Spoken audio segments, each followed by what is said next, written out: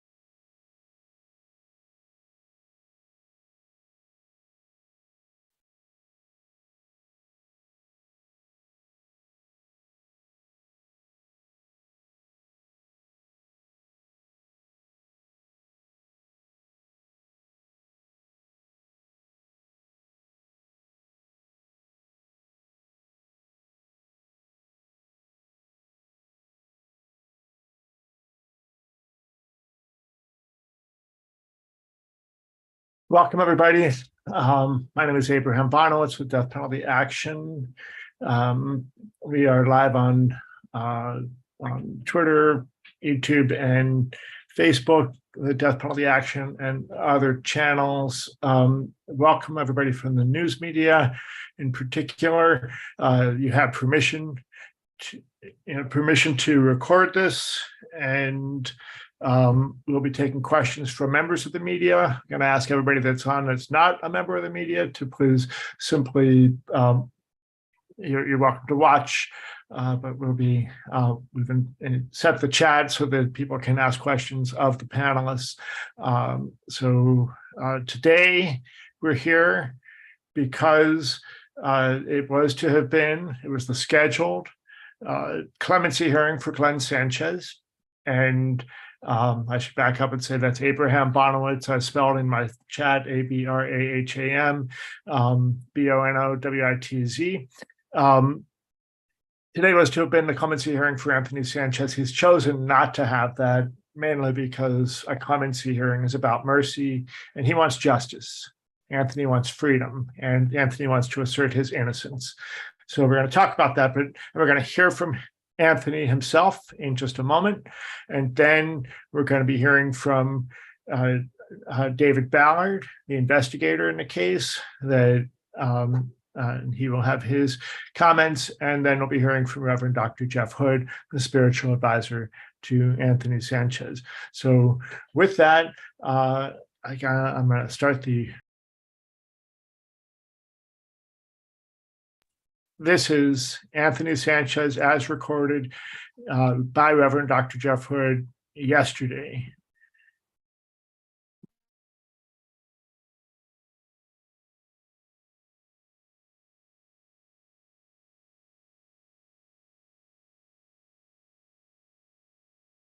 And Jeff or David, if you give me a thumbs up that you hear this okay. Here we go. My name is Anthony Costello Sanchez. I am an innocent man in Oklahoma death row. In 1996, Julie Buskin was murdered by a monster, but that monster wasn't me. I'm asking the people of Oklahoma to hear my cry. There is not one shred of legitimate evidence that links me to this crime. From the beginning, I suspected that racism would seal my fate. So far, I have yet to be proven wrong. My trial attorneys repeatedly told me that they weren't trying to prove my innocence. They were just trying to keep me off death row. I was forced to wear shackles like a monster. Every time I moved, the jury jumped. The jury, of course, was all white. The courtroom was full of people who assumed I was guilty. Nobody was for me. They all just wanted the same thing. The brown shackled monster dead. My lawyers never engaged my 7 alibi witnesses. My lawyers never brought up the fact that I lived in Moore, not Norman at the time. My lawyers never talked to my family. My lawyers did not defend me. The district attorney's office was given a free racist reign in that courtroom. I would not be where I'm at if the truth would have been a requirement. Consider the blatant lies the district attorney told, that I lived at 813 Drake Drive in Norman. My lawyers did not bring up the truth that I was evicted from that residence in 1995, long before the murder. The footprint of the killer wasn't even close to my shoe size. I'm a size 11 and a half, not a size 9. My lawyers did not push back on the faulty evidence. The cell phone evidence was debunked by my ex, who said it was not her number. My lawyers never pushed back. The DNA specialist was a known employee of Joyce Gilchrist, the infamous DNA manipulator. The wild discrepancies in the DNA process was never pushed back on because my lawyers did not fight for me. If my lawyers had fought for me, they would have been able to show my innocence on the following facts. There were 49 fingerprints in the car. Not one matched me. The sketch didn't even come close to looking like me. None of the eyewitnesses ever identified me. The shoe print doesn't fit my foot. The shooter was left-handed. I'm right-handed. No murder weapon was ever found. The ballistics never linked me to the crime. I had Choctaw hair down my back. None of the hairs found on the car never matched me. I didn't live in or often in Norman when the murder happened. My ex repeatedly undermined the supposed cell phone evidence. I am a 30% DNA match to Julie Buskin, according to the state. Since she's not my sister, how is that even possible? The racist speculation of prosecutors and law enforcement in Oklahoma is going to get me killed, which is why I'm taking my case to you, the people. Don't the people of Oklahoma have enough innocent Native blood dripping from their hands? Enough is enough. I deserve to be free. I cry out like the people before me. Let me be free. Kasol Chant Kumar. In 2006, I was arrested. Love how that jumps to the next thing immediately. David Ballard, investigator.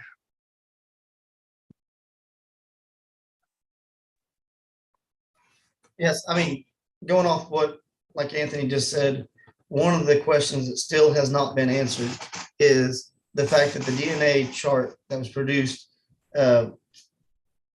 February 7th, 2005, that's just a table just showing what they believe the results to be, shows that Julie Buskin is a 30% match to Anthony Sanchez. And that shouldn't happen unless you're a family member. We know she's not. Not only that, that match also shows up on a prior subject that they had looked at. That question has still not been answered, why that's like that, because it shouldn't be that case. That shouldn't be the case. So even with some of the things that we've seen recently in responses, that question still hasn't been answered. And it's, back then that no one would have known to even ask that question. The DNA was still fairly new in the court systems, and a lot of people didn't understand it. It's one of the biggest things I've learned at training is most people just don't understand how DNA works. So, I mean, then you go to all the other evidence. The other evidence, none of it matches to Anthony Sanchez. The only thing that has ever seemed to have been a match would have been the DNA. But again, when you have a single source, which is one person, their fluid, their sample, there should be no matches to other people besides relatives.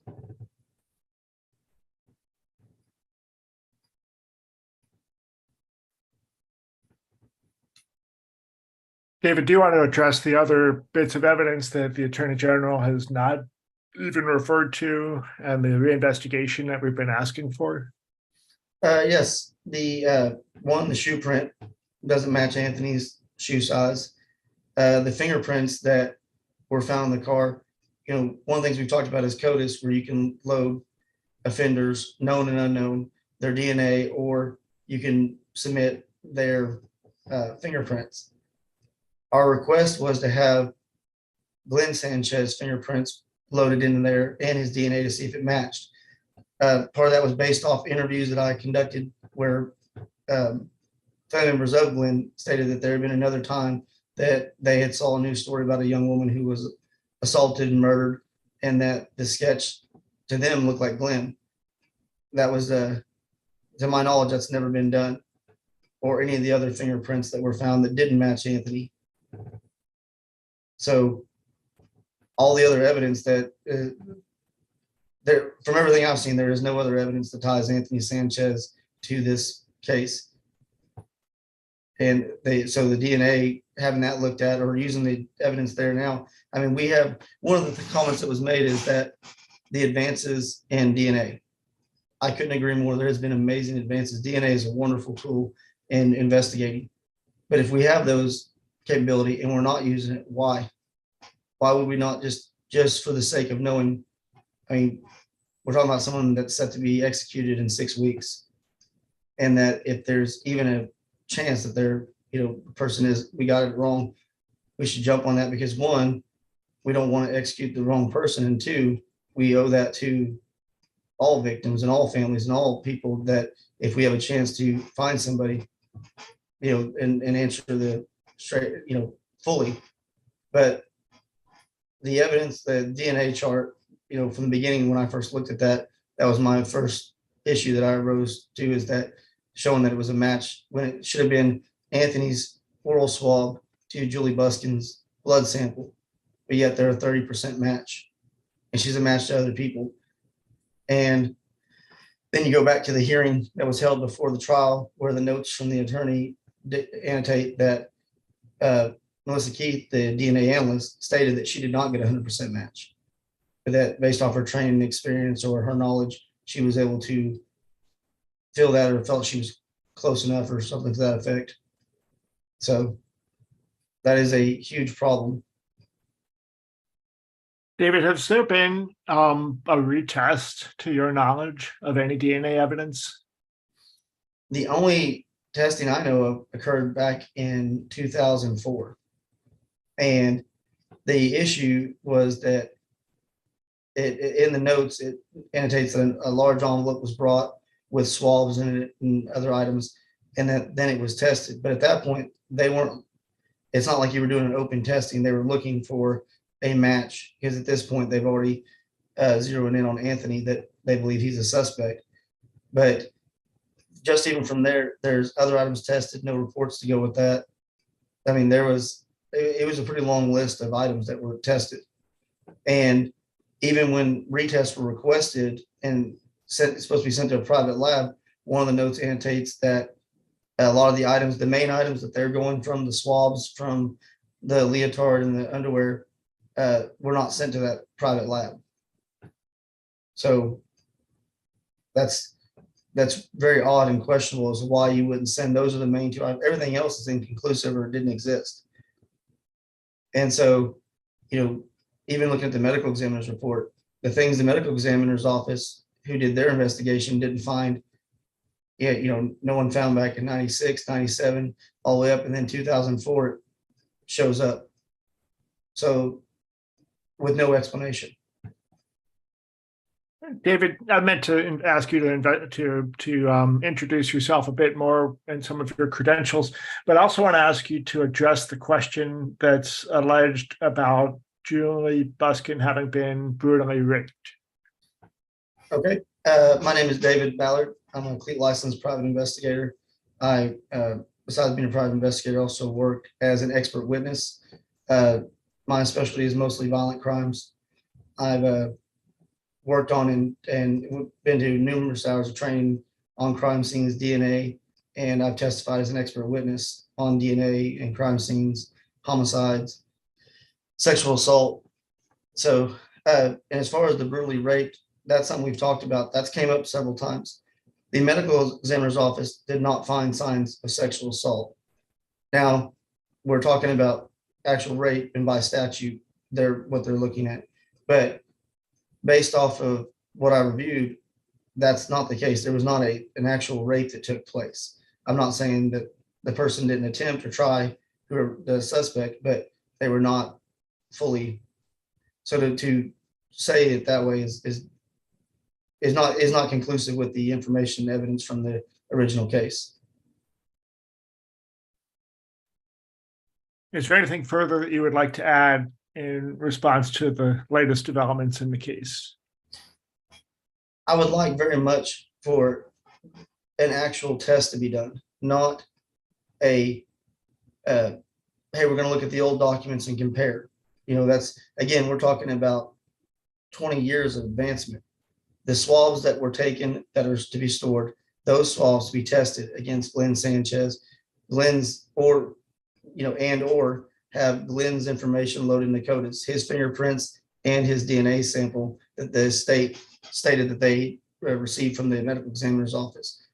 That way we could rule that out completely.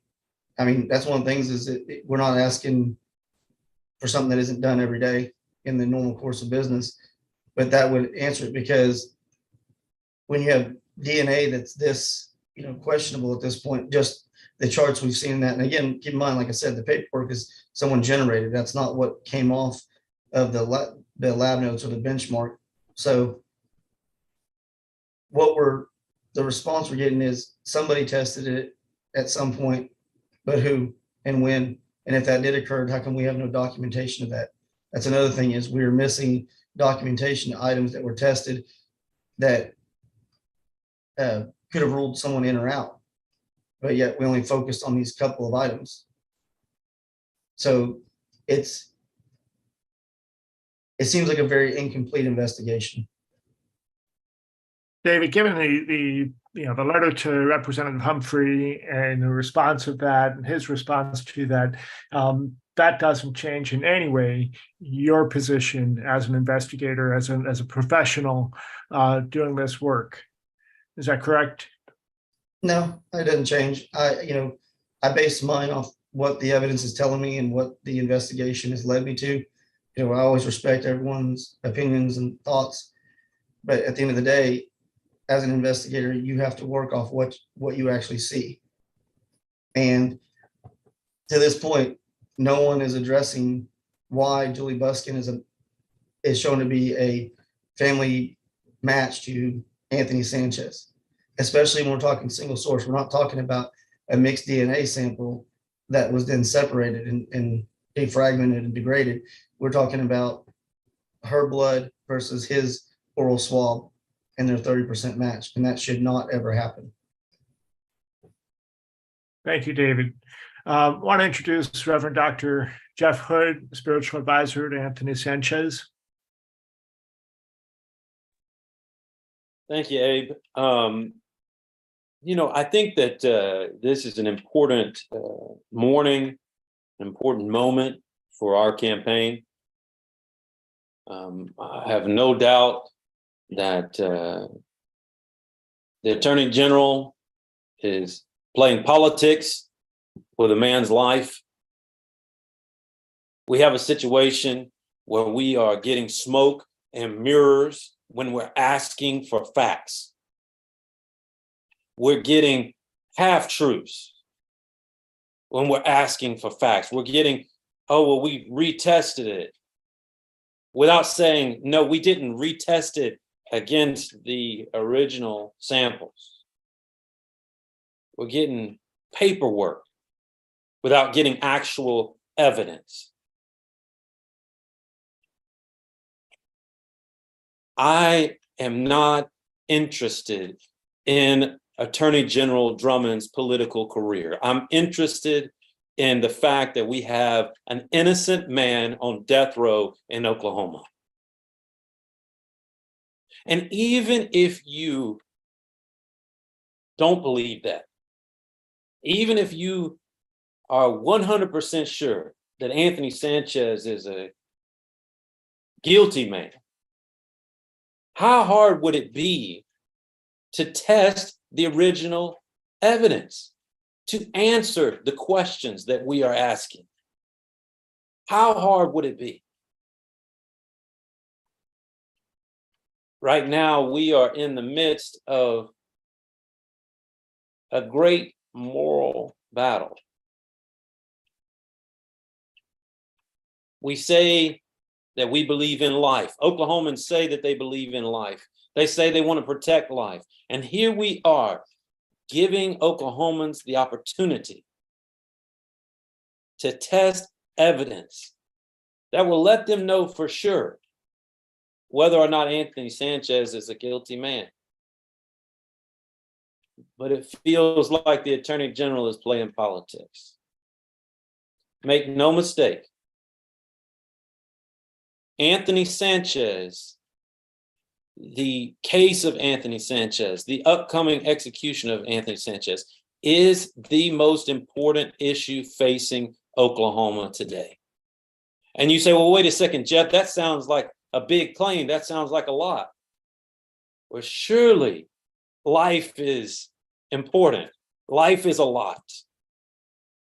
You see, if we can't test and make sure whether someone is innocent or guilty, especially when we're talking about the death penalty, then what does that say about us? What does that say about Oklahoma?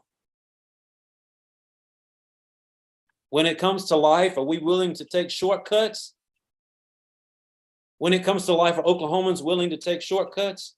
I am asking the Attorney General to stop taking shortcuts, to stop giving us smoke and mirrors, and give us real hard interaction with the original evidence.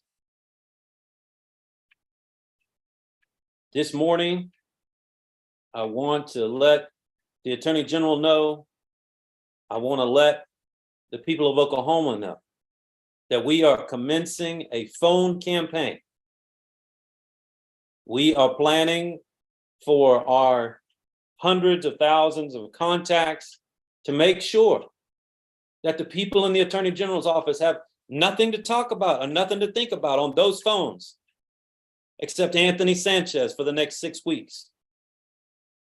If you want it to end, test the original evidence. No more smoke and mirrors. No more half-truths. No more shortcuts.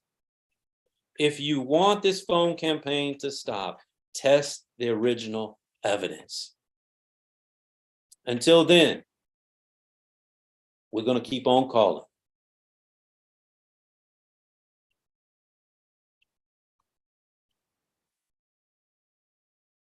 Thank you, Jeff. Yeah, I want to note, the keeper of the official exoneration list is the Death Penalty Information Center. Unless it's changed in the last day, I think it's 192 people.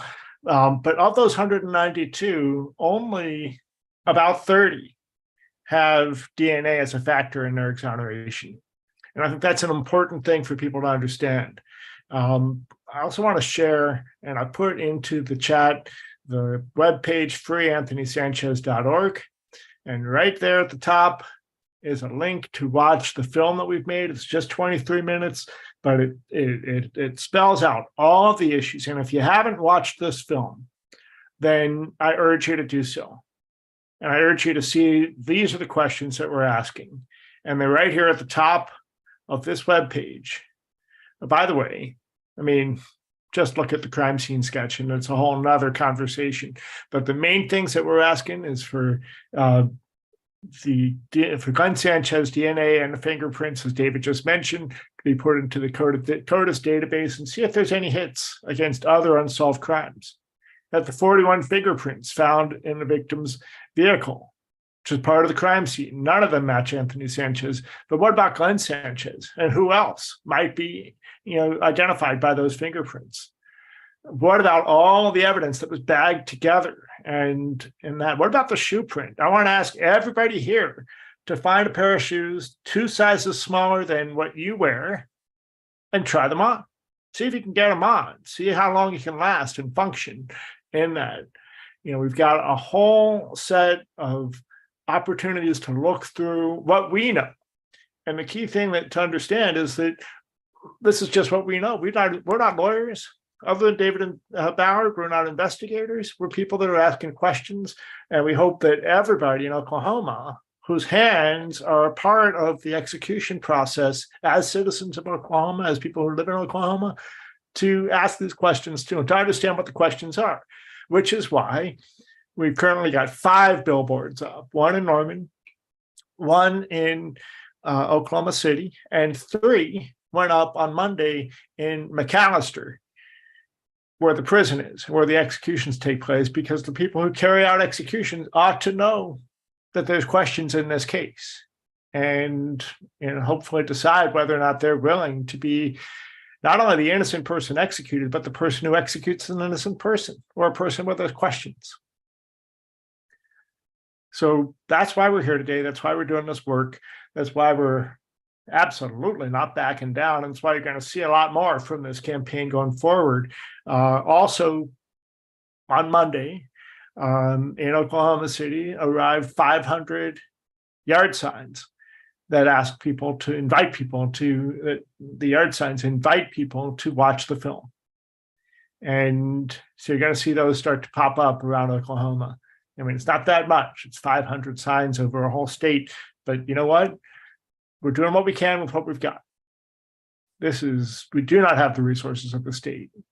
What we do have is the ability to shine a spotlight on these questions. And we're asking anybody that's watching today, ask the questions. Ask for an actual answer to these questions. And with that, if there are any questions from members of the media, you can raise your hand, or you can put it in the chat. Here's KFOR. Can you explain more about the phone campaign? What does that look like? So that's just starting up. We're going to be asking people who are concerned about these issues and are concerned about these questions to call the Attorney General's office. And that's going to be starting shortly after this call. Some people have already begun calling.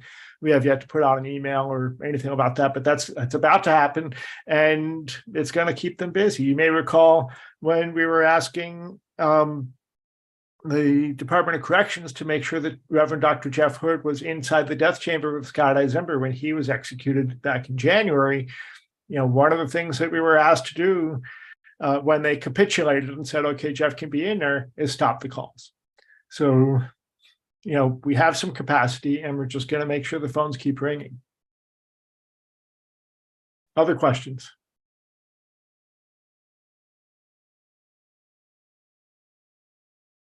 With that, thank you very much for attending today. If you want to speak with David or Jeff or myself or others related to the case, or people that are featured in the film, reach out to Blair Fitzgibbon, whose information is in the press release that members of the media have received, and we'll be happy to respond to you as quickly as we can.